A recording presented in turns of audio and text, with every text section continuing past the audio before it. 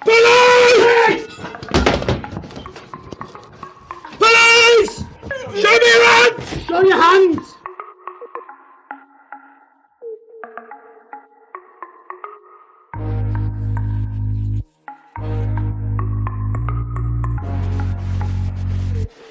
Down. Low. Police! Police! Give me your hands now! Police, get in there!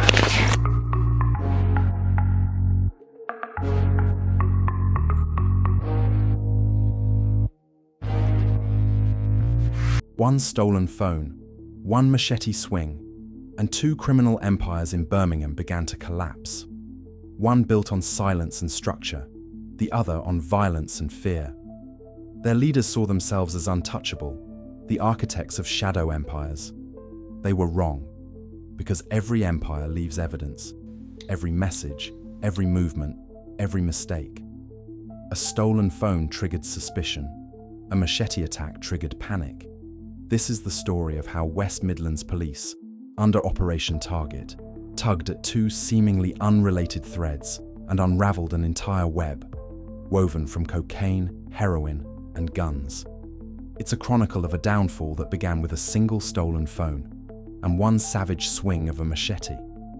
It's the story of how two criminal worlds in Birmingham finally collided with justice. In the criminal underworld of the United Kingdom, there's a phenomenon known as county lines. It's not just street dealing, it's a fully fledged logistics system, all built around one single phone number. That number is the crown jewel, the brand trusted by hundreds of loyal customers. The network known to police as J-Line was the gold standard of this model.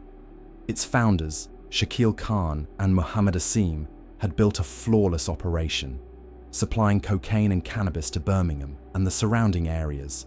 Business was booming. And then, something happened that defied the usual logic of the underworld.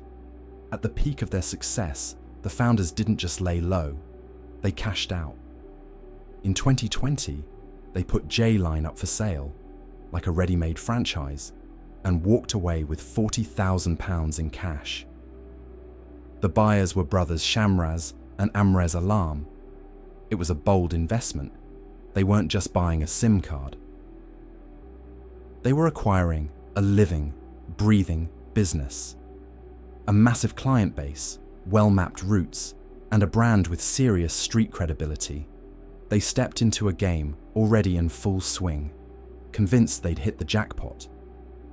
But the stage they had just walked onto was already under a spotlight. West Midlands Police, as part of their large-scale Operation Target, had zeroed in on dismantling networks exactly like J-Line. Detectives were already gathering intelligence, mapping call patterns, and tracking the flow of drugs. By buying J-Line, the Allen brothers, without even realizing it, walked straight into the glare of that spotlight. Their dream of fast, easy money was doomed from the very start, destined to become the headline act in a police drama with an ending that had already been written. The Allen brothers' empire ran like Swiss clockwork. At its core was a business model both brilliantly simple and deeply corrupt. Nearly 400 customers, one single phone number. A client would send a text with their order. A quick reply confirmed the deal. Moments later, a courier would be on their way to the drop-off point. No small talk, no chaos, just a promise of reliability, the very thing that kept customers loyal. To avoid the dangers of moving large amounts of cash, the gang introduced a modern twist: cashless payments. Customers were invited to transfer money directly into a bank account, an account still in the name of one of the original founders, Mohammed Asim. It seemed convenient, safe. But for the investigators who were already watching, it was a gift. Every transfer was a digital fingerprint, an unerasable mark linking buyers, dealers, and the flow of dirty money. The criminals were, without realizing it, documenting their own operation, creating the perfect database of evidence. The structure of the organization was clean and efficient. At the top, Shamraz and Amrez Alam pulling the strings. Below them, Valentina Dobre, acting as the office manager and warehouse keeper in this criminal enterprise. She stored the product, weighed it, and packaged it for delivery. And at the base of the chain, the soldiers, Mudassar Hussain and Waqar Ali. The feet and hands of the operation, moving silently across the city, closing deals on the street. It was a system designed so that each member knew only their part of the puzzle. But in the end, that flawless chain became a roadmap, one the police could follow straight to the top. The organized crime squad wove their nets slowly, methodically. They knew one thing: no criminal network, no matter how careful, is truly invisible. The investigation became a form of digital archaeology, sifting through thousands of messages, mapping the supply timetable, learning the heartbeat of J-Line. But the real gold came from the suspects' own phones. That's where detectives found the classic Achilles heel of so many criminals: pride. Photos of Shamraz Alam and his crew posing with thick stacks of cash became undeniable proof of their illicit profits. And then, a throwaway detail that turned into a lead. During questioning, Valentina Dobre casually mentioned she called Shamraz by the nickname Escobar. That single word confirmed what detectives had suspected all along: who was really running the show. When the raids came, they hit multiple addresses at once. The haul, over £212,000 in cash, and a rare prize, an old-school paper ledger of debtors. But the turning point came during the search of a car linked to Valentina and Shamraz. Beneath the seat, officers didn't just find a package of drugs. They found a converted, military-grade pistol and a full magazine of rounds. That discovery changed everything. This was no longer just about a conspiracy to supply drugs. It was about illegal firearms.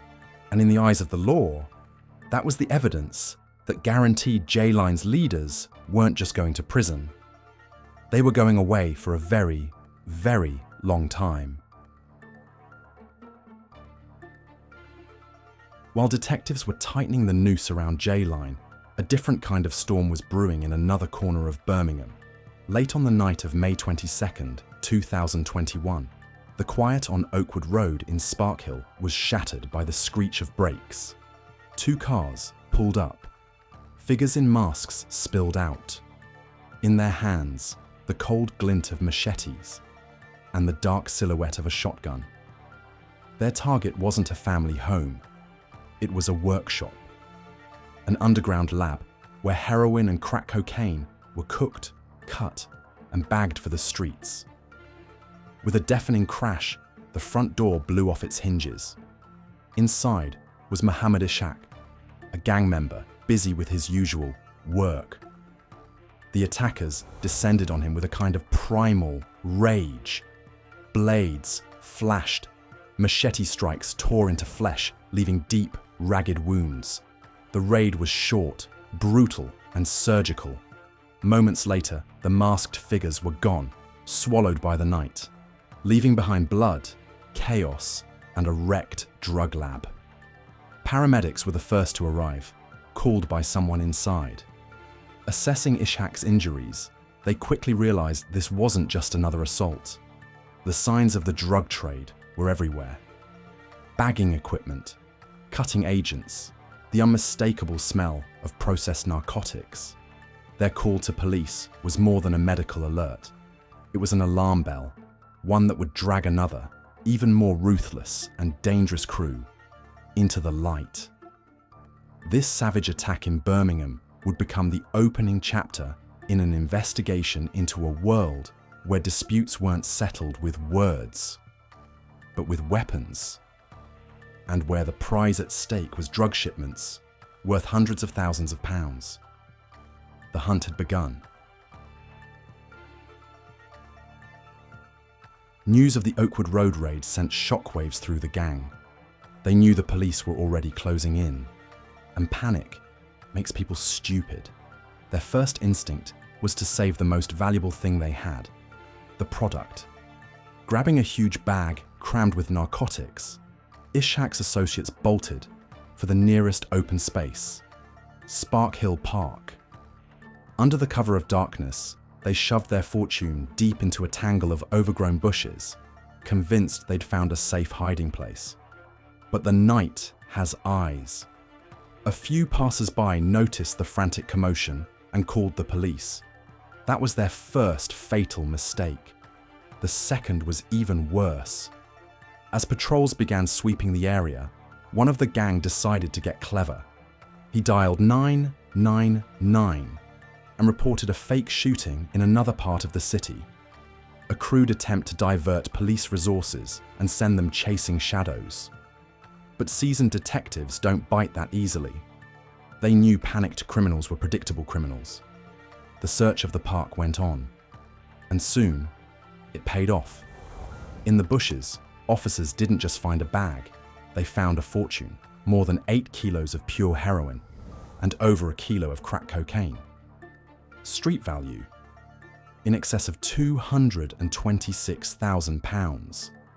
In one night, the gang had gone from trying to save their empire to handing the police the single piece of evidence that proved the industrial scale of their operation. Their desperate gamble hadn't just failed, it had marked the beginning of the end. The police now had every card they needed: a crime scene, a massive drug haul, and the knowledge they were dealing with a major organization. The only thing left was to piece the puzzle together, to put names and faces to every role in the operation. That's where technology and the painstaking work of analysts came in. Detectives launched an exhaustive review of CCTV footage from across the area. They tracked, frame by frame, every meter traveled by the vehicles spotted outside the Oakwood Road address, cross-referencing the movements with mobile phone billing data. Slowly, the threads began to connect. The investigation revealed that this gang controlled at least 6 separate drug lines. Their arrogance went so far as to include a custom rubber stamp, imprinting their phone number directly onto their product, a brand in the shadows. At the center of it all was 37-year-old Muhammad Imran Khan, the organizer, the strategist, the brain of the entire operation. Data analysis placed him behind the wheel of a car circling Spark Hill Park, desperately and unsuccessfully trying to retrieve the hidden stash. Day by day, week by week, detectives built their case, linking people, vehicles, addresses, and phone records into a single, airtight picture of conspiracy. When the case file was bulletproof, the order came down. In October 2021, during a series of coordinated raids, the entire leadership of the gang was taken down. Modern investigative techniques and digital evidence hadn't just caught a few street-level dealers. They had decapitated one of Birmingham's most powerful and dangerous criminal networks. The Birmingham courtroom became the final stage for both criminal sagas. Justice, gathered slowly, methodically, piece by piece, was ready to deliver its verdict. First to face sentencing were the members of the brutal Oakwood Road gang. Their leader, Muhammad Imran Khan, was handed 14 years and 2 months in prison. His closest lieutenants received sentences ranging from 7 to 13 years. Even Muhammad Ishaq, the man who had been hacked with a machete during the raid, was sentenced to 10 years. The court ruling he was still an integral part of the conspiracy. In total, 9 members of this crew were given a combined 77 years behind bars. Then came the turn of the businessmen from J-Line. On the surface, their crimes seemed less bloody, but their punishment was even harsher. Brothers Shamraz and Amrez Alam, who had bought the ready-made drug line, each received 17.5 years in prison. The decisive factor, the gun, the discovery of a converted pistol and ammunition, elevated their crimes into the realm of the most serious offences. It was a clear message to the criminal underworld. Illegal firearms will be punished without mercy. The rest of their crew also received prison sentences, though shorter ones. The fate of two associates, Valentina Dobre and Ahmed Bulla, was handled separately, but the core leadership of both gangs was now securely removed from the streets. And Birmingham's underworld had just been reminded that no empire, no matter how careful or violent, is beyond the reach of the law.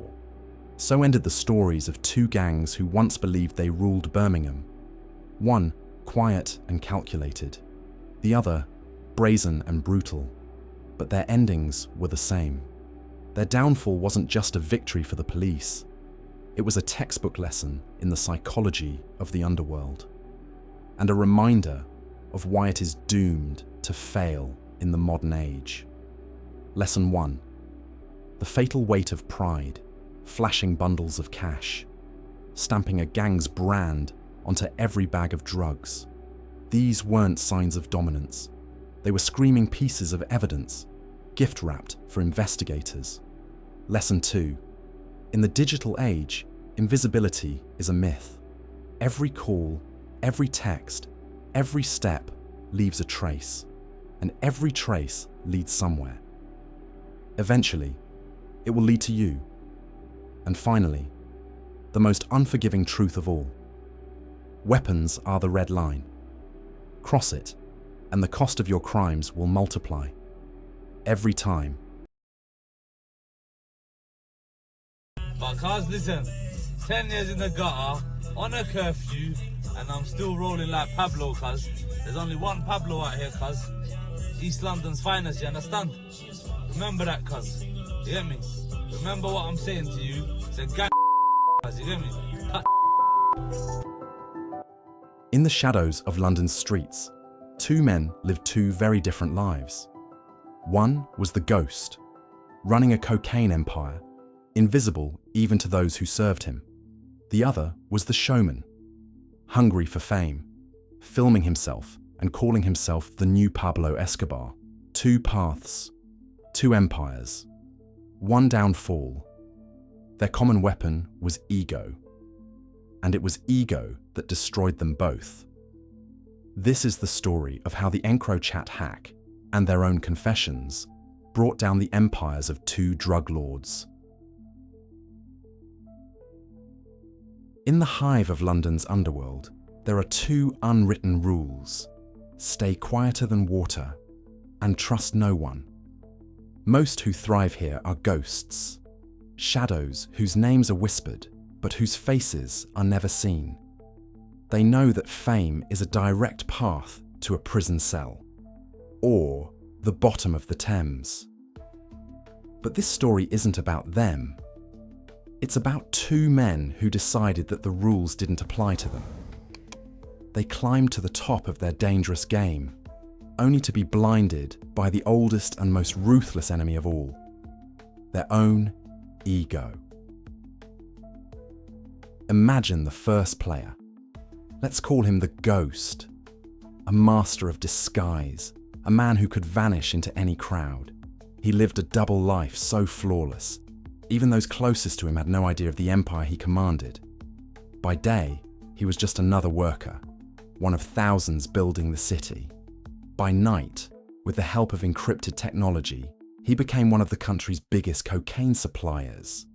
His empire was built on silence, anonymity, and strict discipline. He believed his encrypted phones were an unbreakable fortress, a digital stronghold that no one could ever breach. He looked down on the world with cold certainty, convinced he had outsmarted everyone, the police, his rivals, even the system itself. His arrogance was quiet, sharp, and calculated. He never bragged because there was no one to brag to. No one even knew he existed. He was invisible, controlling millions in poison from the shadows, and in that invisibility lay his strength. Now, picture the second player, the complete opposite. We'll call him the showman. He didn't want to be a shadow. He wanted a stage. He despised anonymity. He craved notoriety, even if it was infamy. Operating in East London's brutal streets where competition was deadly and life was cheap, he chose the loudest, boldest path. He didn't just sell drugs, he built a legend around himself. He filmed himself flaunting stacks of cash, calling himself the new Pablo Escobar, the self-proclaimed king of the streets. His arrogance was loud, reckless, and theatrical. He believed his audacity was his shield, that the louder he shouted his own name, the more people would fear him, and the fewer would dare to challenge him. He didn't see himself as a dealer. He saw himself as an icon, a character from a gangster movie, writing his own script as he went along. He believed he could invent his own reality, simply by declaring it on camera. Two different worlds, two different approaches, but the same fatal flaw. This is the story of how the ghost's quiet confidence and the showman's loud bravado led to the same ending. How the walls of their empires, built on pride, collapsed, burying them under the rubble of their own ego. The story of Helios Nanaj is a story of transformation, of how a desperate teenager, hidden in the back of a truck, heading into the unknown, became one of the most powerful drug lords in Britain. His journey to the UK was a one-way ticket out of poverty in Albania. When he arrived in London, he had nothing but a burning determination to survive and to succeed at any cost. Nanaj chose the path of a double life and perfected it. To the official world, to his neighbours, to the tax office, Helios Nanaj was just a builder. His days started early, work clothes on, lunch bag in hand, blending into the grey tide of London's workforce. He played the part of a man who earned his living through hard, honest labour, and that mask became his greatest disguise. But when the workday ended, another life began. Inside his upscale Wandsworth flat overlooking the river, Nanaj transformed into the strategist, an architect of a vast criminal empire. He wasn't a street thug, he was a businessman. His product, high-grade cocaine. His marketplace, the entire nation. Police would later estimate that his organization imported between 500 and 750 kilograms of cocaine into the UK. Enough to supply an entire mid-sized British city. This wasn't petty dealing. This was industry. Nanaj built his operation with the precision of an intelligence agency. Couriers who never knew who they truly worked for. Safe houses where product was stored and repackaged. Shell companies to launder millions in dirty cash. And at the center of this spider's web sat Nanaj himself, orchestrating every move from his digital command hub. His crown jewel, his pride, was his encrypted phone, EncroChat. To him, it was untouchable. He believed in it like others believe in God. No police, no intelligence service on Earth, he was certain, could ever read his messages. That belief gave him a sense of invincibility, and from that invincibility grew arrogance. So confident was Nanaj in his anonymity that he even handed out advice to lesser dealers on how to build their own empires. At the top of the food chain, he was a phantom, a name known only to a chosen few in the underworld, and he relished that power, untouchable, unseen by the law. He lived in luxury, but quietly. Designer clothes, expensive watches, elite cars, all hidden behind the facade of a humble construction worker. Nanaj had created the perfect illusion, and for years, it worked. It brought him millions. It fed his belief in his own brilliance.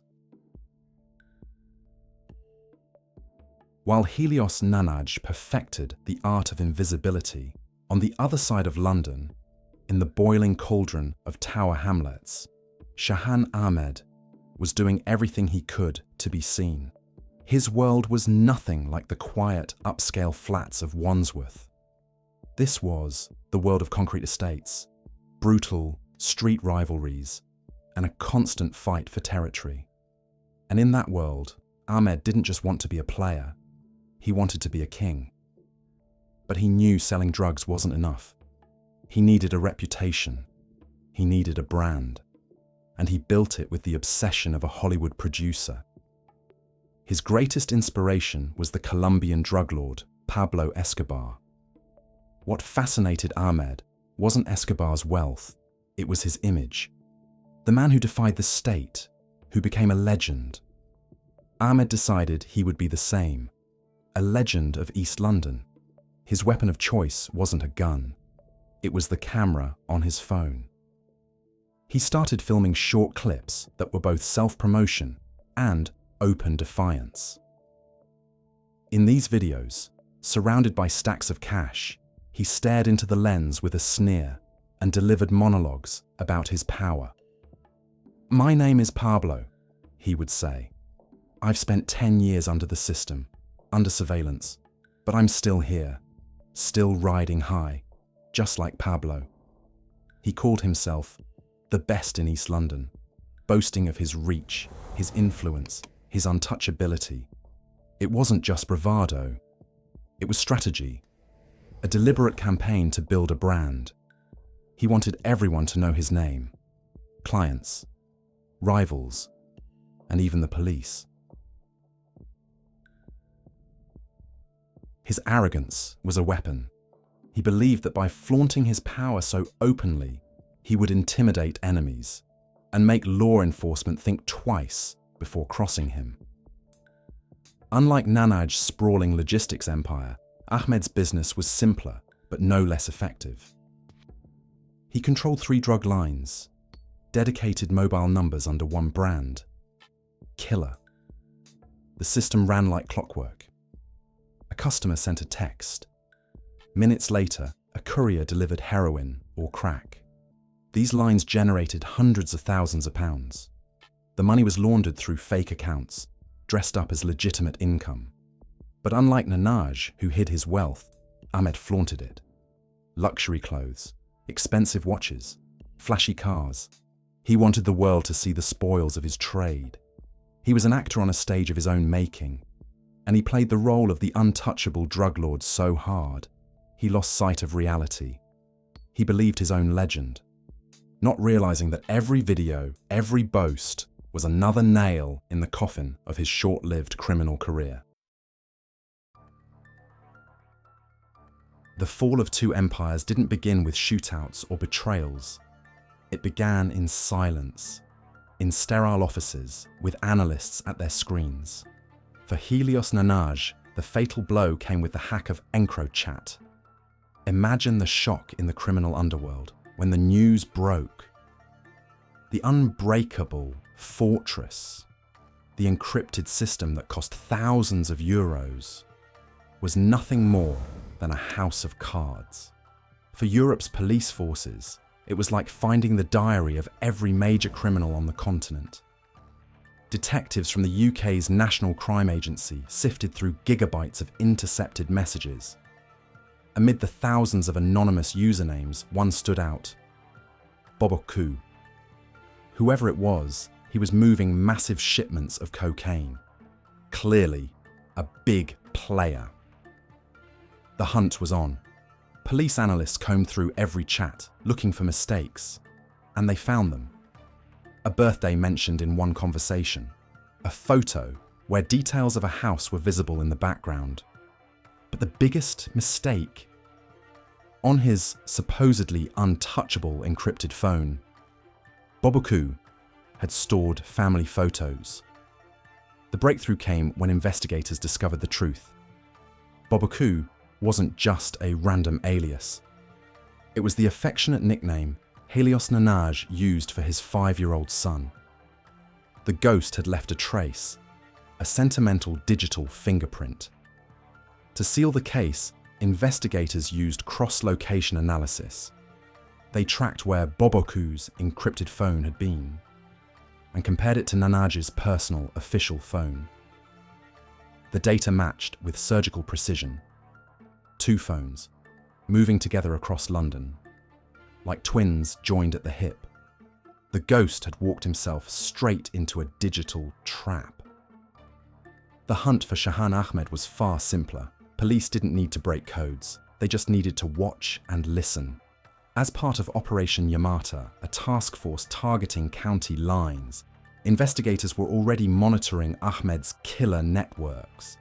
They tracked calls, they followed couriers, they built a case, but Ahmed made it easy. His videos, where he declared himself Pablo, were a gift to investigators. They weren't bravado, they were confessions. One day, police launched coordinated raids across multiple addresses linked to Ahmed.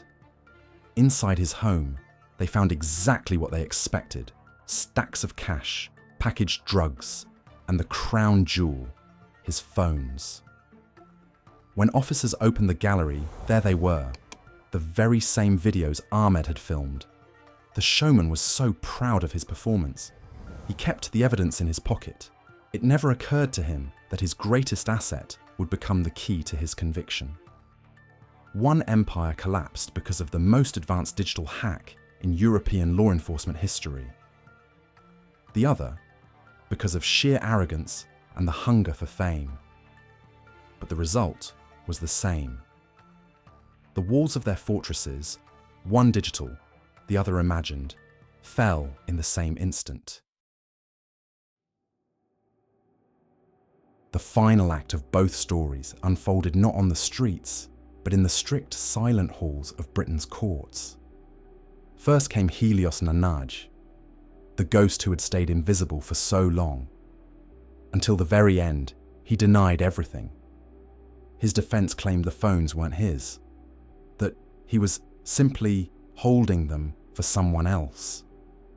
But in the face of overwhelming digital evidence, those excuses sounded hollow. Step by step, prosecutors pieced together the full picture of his double life, presenting encrypted chats, location data, and financial records. The judge was blunt in his assessment. He dismissed Nanaj's claims as absurd and blatant lies. He described him as a kingpin and the mastermind of an operation that had flooded Britain with a devastating drug. The moment of sentencing marked the end of his invisible reign. For his silent empire of cocaine and arrogance, Helios Nanaj received 24 years in prison. The ghost of Wandsworth would remain invisible no longer. Months later, it was Shahan Ahmed's turn, the would-be Pablo of Tower Hamlets. His trial was far shorter. With his own videos as the prosecution's star evidence, proud confessions of his crimes, there was little left to argue. In court, his bravado evaporated. The judge condemned his brazen glorification of drug dealing and the chilling indifference with which he treated the suffering drugs bring to communities. His dream of fame ended with 9.5 years behind bars. The showman's final applause came in the echo of the judge's gavel. The two men, two stories, two fallen empires, brought down by the same flaw, pride. One believed he was too clever to be caught, the other too famous to be touched. But when the dust settled and the headlines faded, one question remained. Was this truly a victory in the war on drugs? Or just the end of two local battles? Because for every kingpin taken down, another inevitably rises. The machine keeps turning, supply follows demand, and the war goes on. And now I want to ask you this. What do you think about stories like these? Is taking down so-called kings, like Nanaj and Ahmed, really a solution to the problem? Or just a temporary measure that creates the illusion of safety? Share your thoughts in the comments below. Let's discuss.